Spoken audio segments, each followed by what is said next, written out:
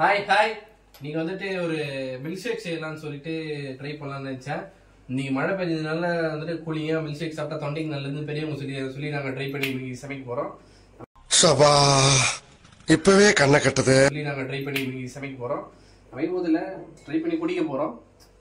சரி, Oreo milk shake செய்யலாம்னு சொல்லிட்டு ஓரியோ பிஸ்கெட் ஒன்று, அமுல் கூல் மில்க் ஷேக்ஸ் ஒன்று.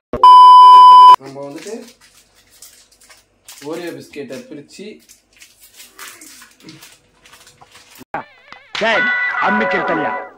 போவோம்.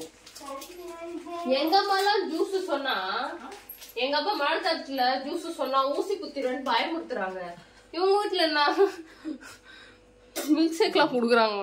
அம்மா எப்ப பொறப்பா ஓடுவாங்க சாமி கும்பிட்டதுக்கு அப்புறமா.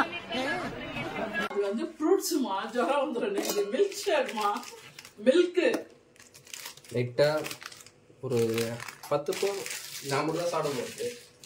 ஏன் எங்களுக்குலாம் வயிறு இல்லையா? நீங்க தான் கூலி இறக்கி விட்டு போற, இனி உனக்கு 7:30 தான்டா. கூலிங்கான டைம்ல கூலிங்க சாப்பிட மாட்டீங்களே. அது கொதிக்க வச்சு கொடுத்துருப்பா. குட் ஐடியா மாமி.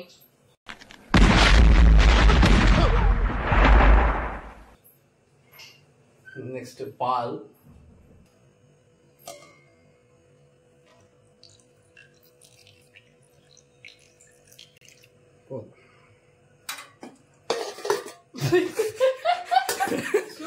சூப்பர்மேன் அது கொஞ்சம் அறிவு எனக்கு முட்டியில இருக்கிறதுனால சொந்த காசுல சூனியம் வச்சுக்கிறவாங்கன்னு சொல்லுவாங்க. அது இதுதானா? அப்பா அறிவு எங்க பாருக்கு? முட்டியில இருக்குமா? முட்டியில வச்சிட்டு இருந்தானே லூசுன்னு நினைப்பாங்க சார். மூடி எங்கன்னு தெரியல. மூடி பக்கத்துலயே இருந்தா கூட தெரியும். ஒரு சில பேருக்கு கத்திய பக்கத்துல வச்சு கூட வெங்காயம் கட்டத்துக்கு எங்க கட் பண்ணியது கட் பண்ண தேடுவோம்ல, அந்த மாதிரி தான் தொடப்பத அகல வச்சு தேடுவாங்கல்ல. எங்கடா அது அப்படின்ட்டு.